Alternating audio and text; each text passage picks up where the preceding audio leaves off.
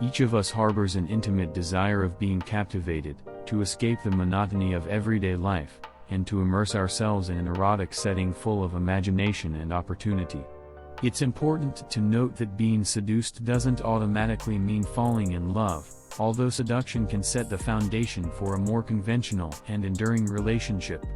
Since seduction is an art that we can all master, let's examine the most crucial aspect: integrate yourself into the environment of the person you are interested in, but avoid showing too much anxiety.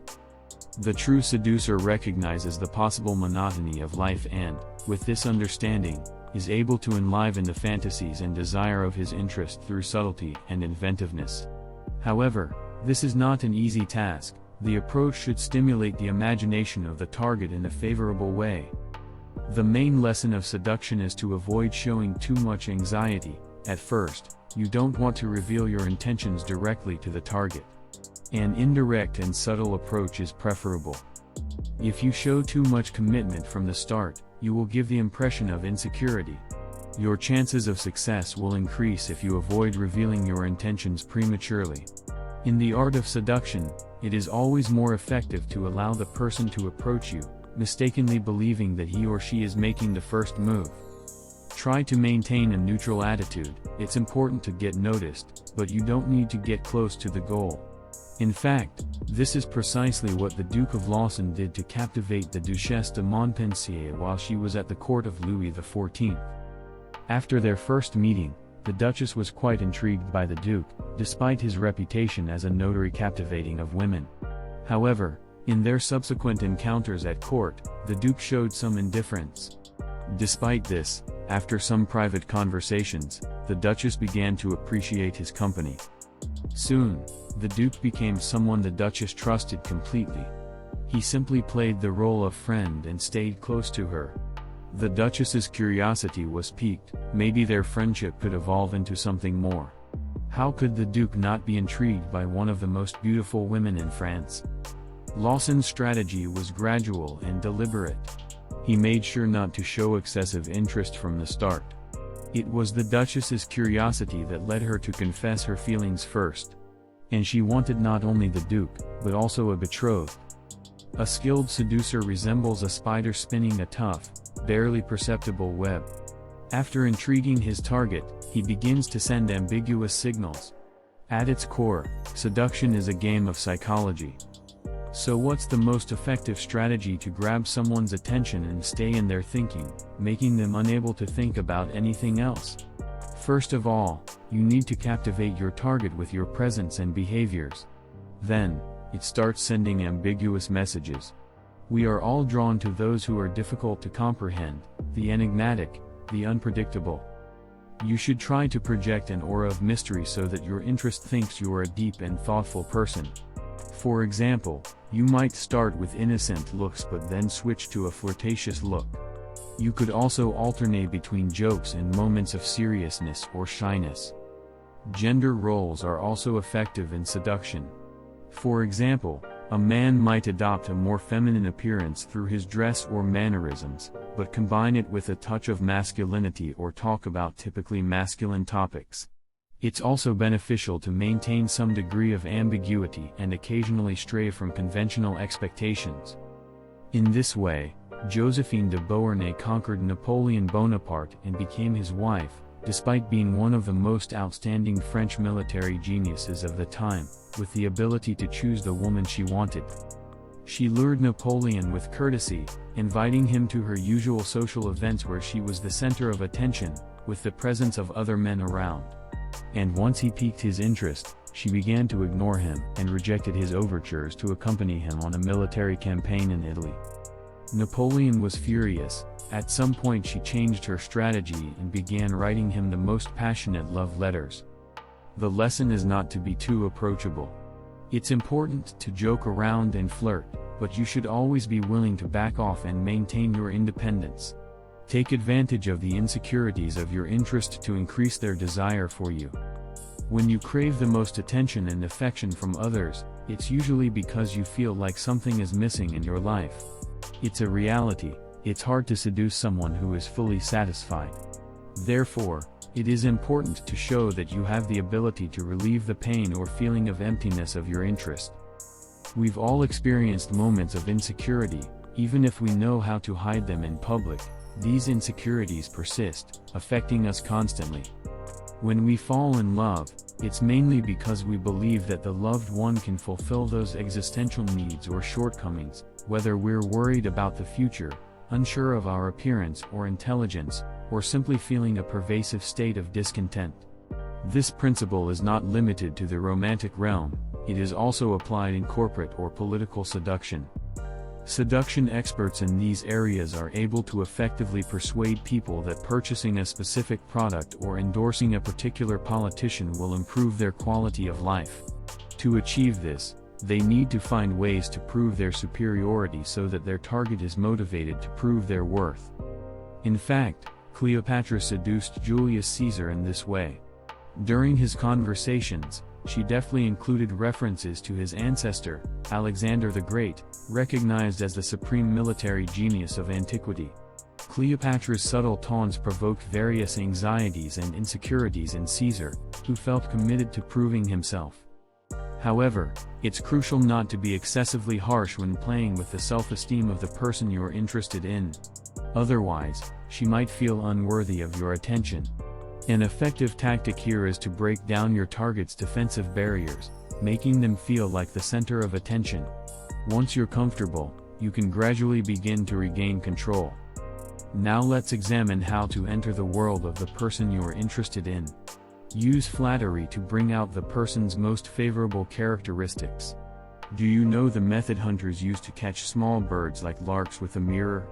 When the lark sees itself, it is mesmerized by its own courtship, losing all notion of its surroundings, which makes it vulnerable. You can disarm your target in a similar way, showing them their most outstanding qualities through a mirror. This works because when we are praised, our defenses are weakened. When we are made to feel attractive, intelligent, or unique, we experience a boost in our self-esteem, and this can quickly become addictive. This was exactly the approach the Marquise de Pompadour used when seducing the French King Louis XV and becoming his mistress. Louis XV, always in the shadow of his predecessor, the flamboyant son King Louis XIV, had retired to a life of domestic games and pleasures. However, Pompadour persuaded Louis XV that he should strive to be a wise and respected man and overcome his reputation as an indolent and frivolous king. He dedicated himself to proposing architectural projects in which he could provide advice, even supervising the construction of a theater where plays would be presented, which made him passionate about the arts. She suppressed those innermost qualities in him, and before long, he was deeply drawn to her. To achieve a similar effect, you can also reflect the disposition, personality, and preferences of the person you are interested in. We are attracted to those whose temperament is similar to ours. In essence, we are all narcissists and we are attracted to people who share our ideas, preferences, and experiences. This brings us to the next point, making sudden changes and paying attention to the smallest details. Once you've captured the attention of the person you're interested in, it's time to take the reins, play with their emotions, and keep them intrigued. You can accomplish this by being unpredictable in your behavior. The secret lies in offering freshness, mystery, and spontaneity. If you're too predictable and uncomplicated, the person of interest is likely to lose interest quickly. We all enjoy the thrill of being intrigued. Consider the thrill of watching a fascinating movie or reading an absorbing book. We are delighted to passively let ourselves be carried away by the story as it surprises us with its twists and turns. This kind of viral popularity is the very essence of seduction.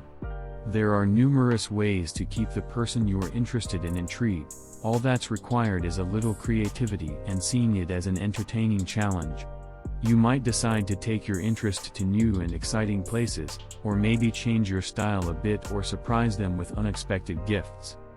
This brings me to the next crucial point, which involves tapping into the childhood memories of the person you're interested in to make an emotional connection. Childhood memories can evoke a wide range of intense emotions, from tenderness to feelings of abandonment. Once you've discovered these memories, your interest will be even more receptive to you. In fact, you can tap into the memories of your interest to strengthen your emotional bond. For example, many of Freud's patients fell in love with him, in part because they recalled moments from their childhood while in his presence, which generated a strong feeling of emotional connection.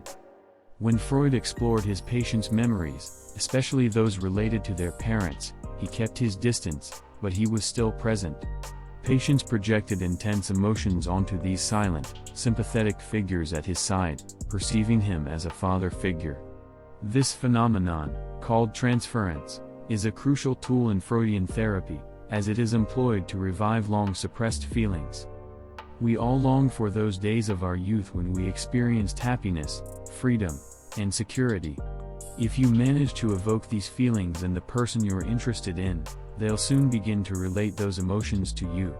This implies that he will also project various fantasies, including those of a loving and sexual nature. To achieve this, it's critical that you start by being an attentive listener. Take on the role of a therapist and allow the person you're interested in to share details about their childhood, encouraging them to recall meaningful memories.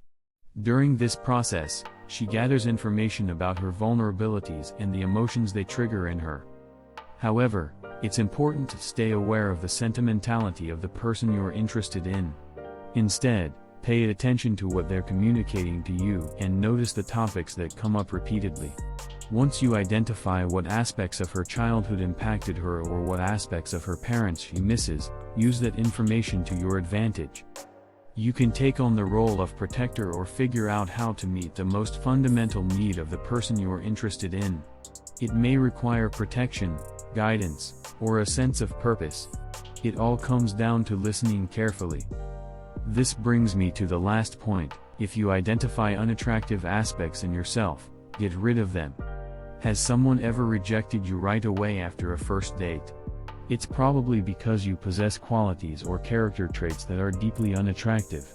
As an aspiring seducer, it's crucial to recognize this lesson when seducing someone. Avoid showing off the unseductive characteristics. Here are the 3 main characteristics that are not very seductive. First, it is unattractive to show a lack of generosity.